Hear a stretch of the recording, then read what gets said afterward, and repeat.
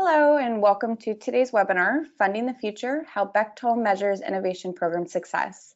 I'd like to introduce today's moderator, Maggie Riad, Vice President at Spigit. Thanks so much, Hannah. Welcome, everybody. We are excited today to have Ankur Amin with us from Bechtel, and we're going to be talking about how Bechtel measures innovation success. First, I'd like to just briefly introduce Spigit as a company for those that may not be familiar with us. Spigit is an enterprise-class ideation management platform that enables organizations to leverage the power of the crowd to create and manage a pipeline of ideas. These ideas can drive initiatives such as new business strategies, product development, operational efficiencies, and employee engagement. And by partnering with Spigit, we help business leaders find the best ideas to help them make the right decisions and foster a culture of innovation. Spigit is the largest provider of ideation management software to some of the world's foremost companies. We power ideation for enterprises across a number of industries, including financial services, manufacturing, healthcare, and energy, and you can see some of the logos here in front of you. We offer over 6 million users in 150 countries with over 14,000 challenges and 100,000 winning ideas. So, what I'd like to do is get started. So I will be moderating and asking Ankur some questions so that we can learn more about the program they've established at Bechtel. So why don't we get started with our first question. Tell us about how and why your program started. Yeah, absolutely, Maggie. Thank you. We kind of come from a very old industry. You think back to the pyramids, that's about 5,000 years ago. So we've been constructing large objects, buildings, infrastructure for a very long time. And I think what you'd see if you look just over the recent history and trends across the industry is a bit of stagnation in terms of productivity, even a drop. And so our leadership thought that the time was ripe and well overdue to invest in what we like to think of as transformative innovation that will not only transform our company but also the whole industry.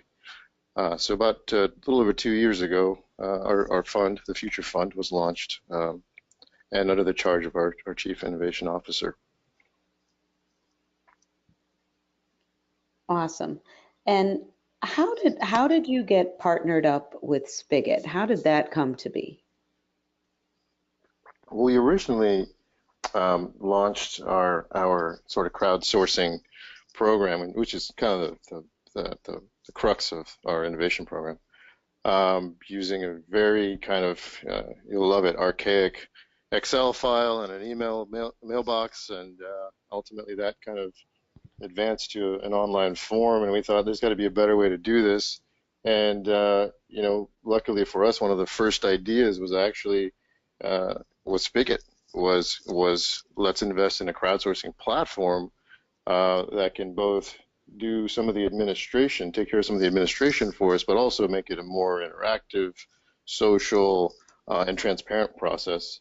And so one of our first funded ideas that passed through our process was in fact Spigit. We piloted that in the first several months of our program, and it certainly proved the value that we had expected. Oh, that's awesome. What a great story. Tell us a little bit about the vision for the program overall and how you measure success. Yeah, absolutely. So, initially the aim was to get as many people involved as possible and get ideas flowing. We used metrics such as ideas per week, ideas per month. We ultimately started looking at the population that was involved, what percentage of the total population had we reached across the company, and ultimately we looked more so broadly across not just our business units, but also geographically at those offices and locations that were participating, so we could kind of better target our efforts in terms of communication and kind of spark that energy that we knew was out there. But you know, we understood that over the course of at least recent history, folks didn't really have a place to go to submit their ideas, where they could then be funneled into you know, an actionable, process-oriented channel. So originally, it really was more of a volume of ideas. We looked at that more so than we did at quality, and I would say that's kind of evolved over the last couple of years. We're into our third year now, and I think we've kind of evolved into looking more at metrics such as the throughput and the speed at which we can kind of prototype, pilot, and ultimately scale our ideas. Excellent. Are there any specific measures that are maybe either more difficult to track or that you've learned over time how to track better? Well, I think originally we were, you know, as we sort of tried to figure out, having had a history of using Six Sigma and continuous improvement and always looking at measures like ROI, looking at hard and soft savings, what we found is that we didn't want to stifle folks early on in their creativity and in their development of their ideas. So we didn't really look for those types of measures. We tried very hard to keep that out of the early conversations. We looked more at what's the problem, you know, that we're targeting. How is that problem fit into our overall strategy as a company? And ultimately, we came upon a vision that we actually kind of crossed past on the last slide, but we'll get to it in a minute. That allowed us to then break apart our strategy into some focus areas.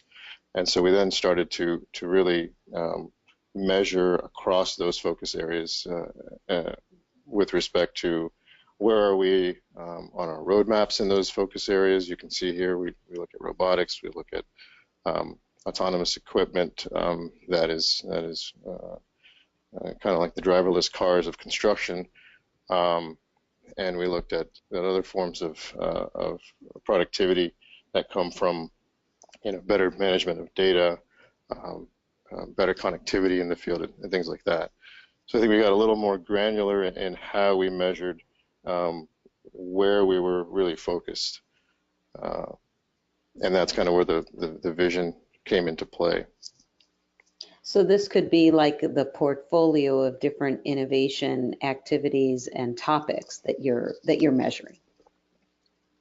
Exactly. And we originally had kind of kept that portfolio to ourselves within our communities, and we established communities of interest via our internal social platform, and kind of allowed those communities to grow organically as we knew people were interested in these technology areas particularly, and that helped kind of drive the interest. And ultimately, you know, kind of looking back, it certainly did help us at the time of adoption and scaling these solutions across the enterprise.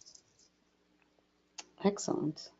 Okay, so now maybe we can turn our attention to this slide to talk a little bit about the process that you have for your employees and how they can surface the ideas within these portfolios to you know, make progress. Yeah, absolutely. The first couple steps you see across the top, ideate and evaluate, we really use Spigit heavily for that. So that's kind of the upstream process, and it really does a good job for us of kind of opening up what we had originally kind of as silos. And we still across the company have to deal with that. Everybody does. But what we found is at least getting people using the comment site, using the voting and the commenting and posting their opinions and insights really kind of drove the socialization that we were missing early on. It drove the socialization. It drove later on, as I mentioned, the adoption. And what we found is that it also allowed us to accelerate. Kind of looking beyond that, we had a couple kind of mantras there that we tried to live by. Being in a construction, we talk a lot about safety. So one of the first things you'll see there under philosophy is fail safe. One of the purposes of our program is to take that risk off of our projects, which are ongoing, construction projects, and find ways to do the innovation, perform the early stages of exploration, kind of in a safe environment, but do so quickly. Fail fast, meaning let's try something on a small scale and see if it works, and validate those assumptions or invalidate them, and then take those learnings and pass them forward. That's where kind of fail forward comes from. We take those learnings from each failure, each experience, and kind of pass them forward. And again, the platform kind of allowed us to communicate better, with those experiences that we'd had. Going back to the kind of portfolio, what you see next to that, we had our share of incremental ideas, which kind of got us going quickly when the fund was established a little over 2 years ago. And I think we kind of have shifted our focus a little more now that we've kind of tackled some of that low-hanging fruit, some of those ideas, and you can call them pet projects that some people had for such a long time, but had no way to kind of channel them through and develop them. And now we're looking more at some of the sideways, which is sort of adapting innovation from other industries, and then the disruptive, which is really trying to employ things like design thinking and kind of removing ourselves, even physically, from the everyday work that we carry out, to really look at completely new approaches to doing the work. And if you see, moving just over from that, we still have the Six Sigma part, which is really kind of still looking at the incremental side. We have a sort of a task force that was looking more so at how do we kind of take those best practices and adopt them across the company. And then the group that we call ourselves Bechtel Innovate, that's really now more so than ever focused on the disruptive side of things, and trying to take some of those bigger bets that are probably higher risk but have the potential to return in a big way.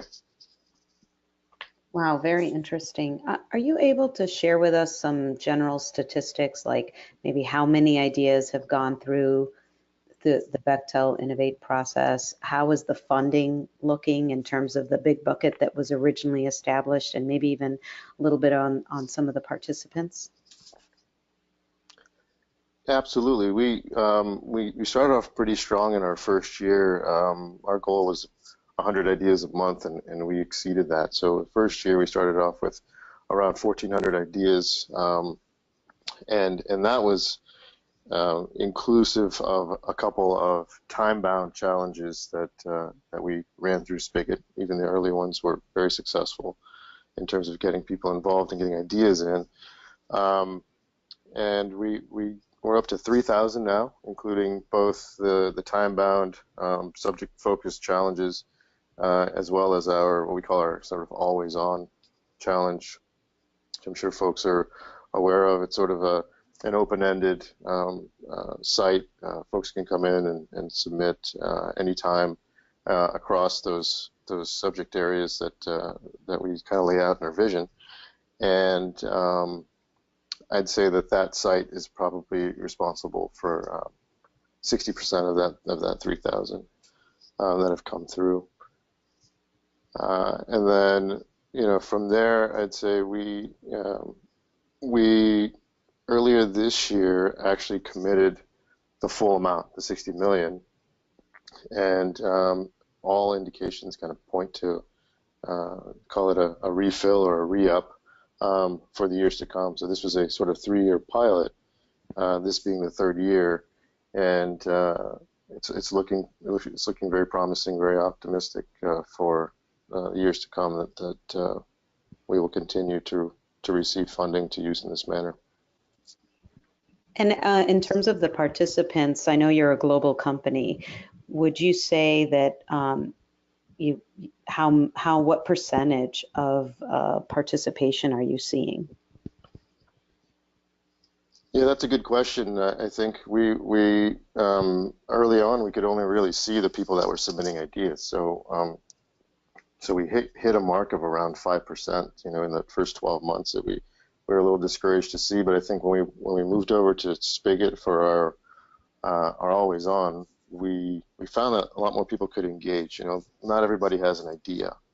I'll admit that I myself am not necessarily an idea person, but other people can jump in to comment on those ideas. They have thoughts of their own. They can lend their opinions on, let's say, the problem statement on which an idea might be founded. And they certainly, there's very little resistance, let's say, in terms of voting up or down, right? The platform definitely allows that. And so as we kind of looked at the demographics of all people participating, it was closer to 50%. And I think we definitely pat ourselves on the back a bit there, because I don't think we envisioned we'd get there that fast with such a big company covering 6 continents. And what we've looked at is also that demographically, it's another focus area of ours, diversity and inclusion. We've seen that the participation of some of our, probably you could say, underrepresented groups is actually higher within our innovation space than it is in terms of the proportions that they represent across the company. So we're getting great participation from some of those groups that are make up a much smaller proportion of the company. Oh, that's great. That's exciting. So how do you eventually measure impact? So now that the $60 million has been spent, how do you measure the innovation and the impact that it's had for Bechtel? Yeah, I'd say that we're measuring it, and you can see here from the map in terms of adoption. So how are we converting on those ideas that are being funded? And so that's a big one. We took us a while to get to where we actually had these numbers available, because most of our efforts took on average 18 months to go all the way through the process. But you can see there we've got 87 deployments. This is of earlier spring 17 is where the map is from, but the numbers have grown a little bit beyond that since then. We're over 120 deployments now across roughly 40 locations, and 35 ideas that have kind of gone through the process to the point where they're available for adoption. So the big one for us right now is really around adoption. It's also just a challenge. It's an inherent challenge of change across our business. You can probably kind of relate to having to kind of stop what you're doing in order to evaluate and then take on a whole new way of doing things. If you're, let's say, a project manager for one of our major projects, we're also kind of always fighting the challenge of the 3 to 5 year project cycle that we have. So when you're right in the middle of executing work and something new comes along that's the next best thing since sliced bread, how do you make that determination of whether you switch to it and take on that risk, or you wait for the next project? So that kind of has proven to be challenging. And so we've actually kind of added an element of gamification to all of this, where we're kind of pitting projects and pitting businesses against each other to some degree, to kind of garner some competition, and we award points for early adoption, for pilot participation, and we award points for ideas that may be of higher risk, that aren't as incremental in nature, and may require a bit more of a bold step to put them in play. Right. Very interesting. A competition is alive. I know people definitely respond to that. Well, now that you're in the third and final year of the fund, how are you going to decide on next steps? I think one of the major proof points we found as we went through this process was really setting that vision. And you see here, we kind of found a couple different ways to convey that vision. So this graphic novel was a product of the vision that we wanted to set for our employees for 2020. At the time, it was 5 years out from when the fund was launched, and we thought, okay, how do people kind of know what to shoot for? What is disruptive? And we found that it was more easily done by having conversations, painting a picture like this. We put things out there in terms of innovation expos and fairs that allow folks to kind of touch, feel, experience what we've been building, and kind of give them a sort of North Star, if you will, toward which to aim. And I think what we're gonna see now more than ever is a focus on the disruptive. And we are aware that may make it a little bit less accessible, but the goal is to kind of employ some education. We're employing things like design thinking, training, which we launched earlier this year for folks, and kind of even putting a little carrot in there. If you take the training, you get bypass the first step or two of the process in Spigit. Don't tell anybody I said that. But we're able to kind of fast track them a little bit and give them some motivation to take the class, to kind of learn what it is to be disruptive, as opposed to kind of looking at things the way we used to. And I think one measure that you'll continue to see is that adoption across the enterprise. And I don't want to say that we're not looking at ROI and we're not looking at those hard savings and traditional measures. We certainly are. It's a little bit tougher when we're trying to deploy solutions across the company, but we are able to use the excellence that we've gained through 18 years of having a Six Sigma program, for instance, to go out and employ those methods while we're in pilot. Actually, so we try to kind of set those measurements in place, those measurement systems in place, while we're piloting ideas on projects, and kind of use those as a proof points for either pivoting on those ideas at that point before we go even bigger, or optimistically garnering interest from the rest of the company, being able to communicate the gains that a certain solution can bring. Excellent. Wow, it sounds like your program is thriving and quite successful.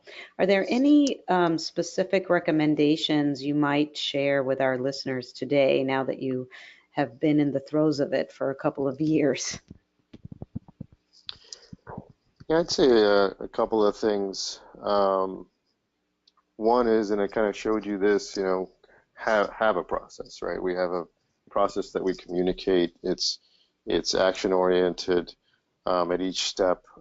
We try to make it easy, and with respect to those time-bound challenges in particular, yeah, of course we have our program that takes in ideas all the time. But with respect to those time-bound challenges, where you're really trying to energize a group for a given problem within a course of time, I'd say the action on the back end is a really big deal. It's kind of a matter of trust, right, that you're trying to maintain with with your employee base, that you're going to spend the time submitting ideas and putting your energy into this problem, and you know, for our part, as the sponsoring group, let's say, you have a means to then carry out, you know, those top 2, 3, 5, whatever it is, ideas. And luckily for us, we also have the Future Fund. So any ideas that come out of those time-bound subject-focused challenges are then kind of candidates for funding out of the Future Fund. So that has definitely helped in terms of getting more participation. The second thing I'd say is celebrate failure. We realize that in a company with our culture of course, in construction, you never want to fail. Failure can mean loss of life. So we are fighting that a little bit of a cultural battle, internal struggle, if you will, all the time. And so what we were trying to do very early on was point out every single time we failed. That is, any time we killed an idea that was midstream or that was, you know, at a checkpoint and you know, didn't turn out to validate the assumptions that were established. And to the point of putting these in our quarterly newsletters, putting them on our social platforms, and you know, turning of course those failures into positive learning experiences, but also kind of highlighting them as just that failure of the month, you know, kind of thing. So I think that's very important for us, having the history and the kind of culture that we have. Very interesting. Well, thank you so much, Encore, for sharing. I think we're going to go ahead and go to questions from the audience. Let's see. I have the first question I have is, how have you seen skills and behaviors evolve among your employee base? So by employing a program like this, have you seen any skills or behaviors evolve or change over time? I'll tell you one thing I've seen, and I'll tell you, I've been with the company for almost 17 years, so well before the fund, is people like to be heard. And so I'm going to go with the behavior aspect of that question. People like to be heard no matter what their idea, and we simply gave them a place to put that idea to be heard. And there are times where we just hear them out. You know, we may know we're not going to fund something, or we have a good idea. I say we may know, but we do have a panel, so it's not no unilateral decisions here. But people like to be heard, and then once they are heard, it's a lot easier to work with them on developing their idea into something maybe bigger or something that might be a better fit for funding. In terms of skills, it kind of goes back to my last point from the recommendations. Learning how to fail. I think that we're still learning that. It's still a very hard thing for our people to do, but learning how to just try something, take a shot, you know, go ahead and just you know, put out a really light MVP or throw out a survey or two to you know, test the market, and hey, if it doesn't work, pivot or you know, move on. So I think in terms of skills, it might not sound like a hard skill. It's more of maybe it's more behavioral, but just learning how to do that and then move on to the next thing and take those learnings. And we certainly have our share of folks who get very attached to their ideas. It makes sense. They put a lot of energy and passion into them, and then when they don't make it past a certain point, or they don't pan out, it's very hard to take. And I think we've been learning that slowly. That hey, come back. There's no shame in failing in terms of an idea not panning out. In fact, like I said, we try to celebrate that. Awesome. Since you mentioned it, can you tell us a little bit about the panel and the process for actually evaluating the ideas? I can, sure. The panel is made up of what we call innovation champions who represent our functions and our businesses. So it's a panel of, it's kind of a rotating panel of roughly a dozen to 15 folks. And then even those positions rotate. So we make sure we have a quorum for any of our pitches. I didn't really talk too much about that, but when we get to a certain point in our process, when we're evaluating the ideas that do get through Spigit, we have a very short, light PowerPoint deck that's really meant to initiate some thought on behalf of the idea originator, and the panel is the audience for that pitch, which takes place in a virtual format, usually a dial-in kind of web type setting, web conference, and the panel, everybody has an equal say.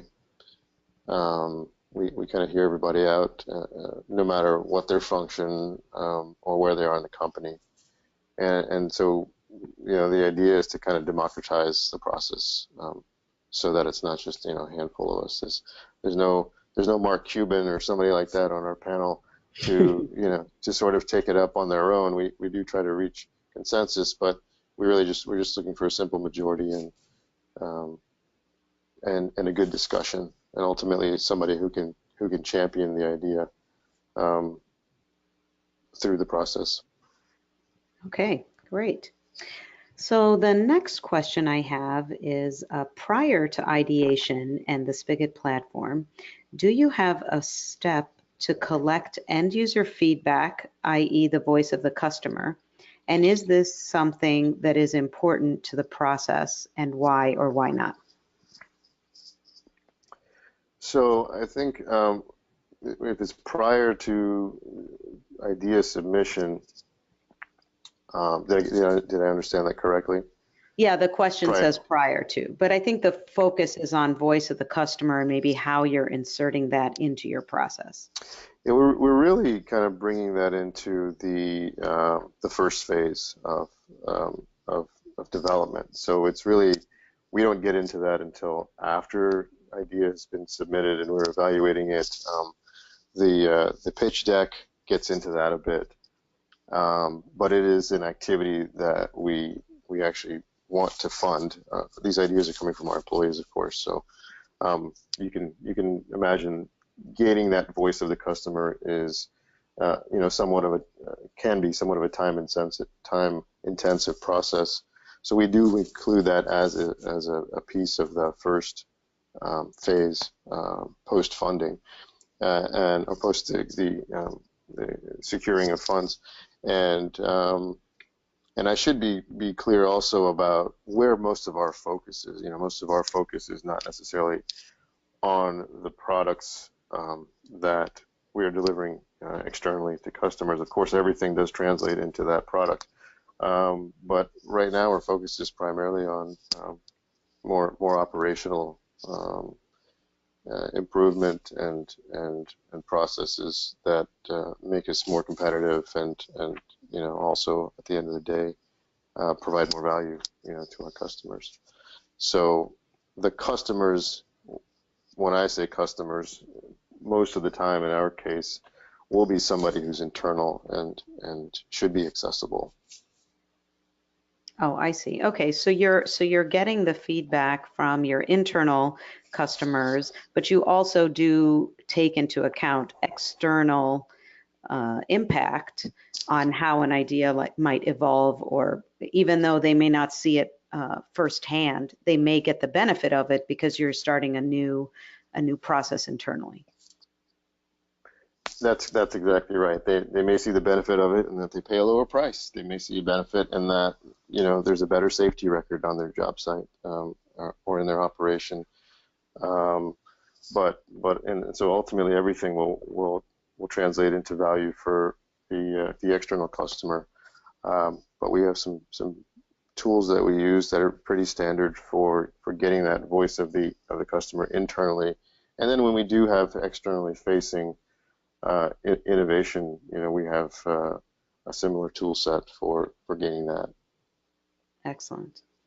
So the next question I have is, what's a best practice for how you alert someone that their idea or team isn't going to make it past the initial submission? So with respect to, folks that let's say call us up before they even submit an idea, we will try very hard to work with them. We may assign an advocate to them to work with them on getting the idea to where it needs to be considered. Now the platform does some of this for us in terms of the votes and the social aspect and the thresholds that are set to get from phase to phase. Our criteria within kind of that expert stage really is the basic criteria that we've always had, having to do with cross-business applicability, roughly 18 to 24 months to maturity, no more than that. Not kind of a major initiative, right? Like a 5-year, 7-year digital transformation, for instance. So we kind of get into those things and channeling that feedback organically to a degree. If we see things that we're pretty sure won't be a fit, but have an underlying problem that's valid, we certainly will try to work with the submitter to get it to where it's a bit more of a fit, and then it gets in front of our panel. Really, we try to avoid something getting to the panel that we knew from the beginning wasn't a fit, wasn't going to be a fit, or in many cases in a company of our size is already being pursued elsewhere or already even solved. So I don't know if I have answered the question, but the short answer is we try very hard to get that feedback to those people, before they burn the energy to get all the way down to where the panel has to say no. Mm-hmm. And I would imagine that not every idea gets to the panel, right? So folks are submitting ideas that don't necessarily advance to the panel. Absolutely. Or does every idea? Oh, okay. Absolutely right, and that's exactly how we leverage the platform. We've set some thresholds there. We've set the expert review criteria and sort of minimum score there. I will say that there have been cases when idea may not be understood in the way that the originator meant to convey it or intended, and they'll come back and they'll appeal, and we certainly are open-minded to that. I mean, we're not so harsh on the scoring and kind of definitive there, where we're not open to taking a second pass. We've actually challenged people to go back and find ideas that deserved a second pass, so we can make sure we didn't miss anything in there, before we had enough people to give the ideas their kind of fair shake. Mm-hmm. So we were a much smaller operation a couple of years ago and had a hard time keeping up, and so now that we've kind of got a bigger community that's kind of involved, whether formally or informally, I'd like to think that there are fewer of those ideas that aren't getting in, that are sort of hopefully near misses that we catch, or folks are incentivized to come back and try to get a second look from us. Mm-hmm. But I could tell you maybe it's roughly, I'm going to guess roughly between 20 and 30% of the ideas that probably get to the panel. Maybe it's more than that actually of late, because I think we've kind of now communicated that vision a lot better. Early on when we had the 3,000, we were probably getting, close to 40% up to the pitch panel. Cool. Okay. The next question is, do you offer prizes or incentives for winning ideas or anywhere throughout the program? We do. Yes, we do. And it varies, there are certain, just giveaways or prizes that we get. Some interesting technology that we've actually got a we've actually got a floating light bulb that everybody seems to think is really cool, and I get requests saying, when do I get a floating light bulb?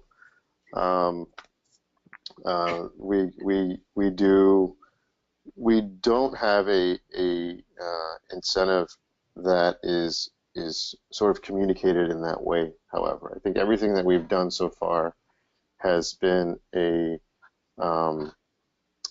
bit of a kind of an unexpected surprise, and that's very deliberate. We wanted to really see who would participate, because they had the drive, they had the passion.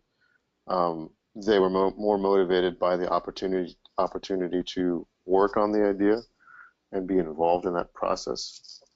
One thing we did very early, I didn't tell you about this, but we have a little credit card,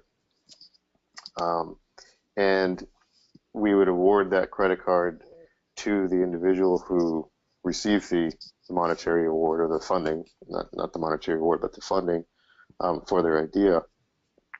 That was signed by our Chief Innovation Officer. It says, you're the founder of this idea, and here's your unique job number, your charge number. And we would give one at each stage achieved. So it started with like a kind of a silver card. There was a gold credit card, and then when you finally completed and deployed the idea on an enterprise level, you get like that black card, that like that American Express black credit card, kind of thing. And we were surprised at how many people were looking forward to getting that, and you can see by the way they displayed it on their desks, and by the calls we would get, like, when do I get my black card? I just got to the last stage. We didn't know you wanted it that badly, but we'll get one in the mail right away, So we're pressing these cards, and people were loving it. Wow. And they still are. It's amazing what people respond to. Mind you, there's no value on the card. Right. There's a little black strip on the back, but it's not magnetic, and there's no value. But there's a significance to the signature on the back, the personalization, and the acknowledgement, right?